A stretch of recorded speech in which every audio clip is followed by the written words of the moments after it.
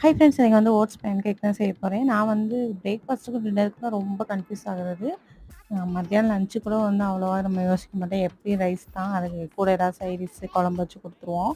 இந்த பிரேக்ஃபாஸ்ட், டின்னருக்கு எப்படியும் வாரத்தில 3, 4 நாள் தோசை, இட்லி, தோசையிலே டிஃப்ரெண்ட்டாக செஞ்சு குடுப்போம். அப்படி இருக்கும். அப்போ மிச்சம் 3 நாளைக்கு வந்து ஒரு நாளைக்கு அவல் எடுத்துருவேன், ஒரு நாளைக்கு சத்து மாவு இந்த மாரி போயிடும். மிச்சம் ஒரு நாளைக்கு குடுத்ததே ரிப்பீட் ஆகக்கூடாதுன்னு ரொம்ப யோசிப்பேன். மொதல்லாம் வந்து நம்ம அந்த 6 மந்த்ஸ் ஆலிட ஆரம்பிச்சு அந்த 1 1/2 வயசு வரைக்கும் நம்ம என்ன குடுத்தாலும் சாப்பிடுவாங்க. நான் வந்து இந்த திணை, குர்ர, வரி அரிசிலலாம் அப்படியே பொங்கல் மாரி பருப்பு போட்டு செஞ்சு குடுப்பேன். அதெல்லாம் நல்லா சாப்பிடுவான். இப்ப அந்த டேஸ்ட்டு அவனுக்கு பிடிக்கல. அதெல்லாம் சாப்பிடுறதே இல்ல. அதனால தான் நம்ம வந்து தோசை, இட்லியாவே செஞ்சுட்றது.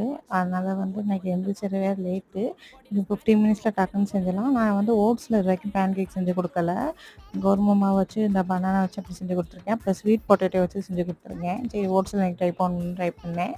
ரெசிபி வந்து கண்டிப்பா ஷேர் பண்றேன். நாளைக்கு பார்க்கலாம். Bye friends.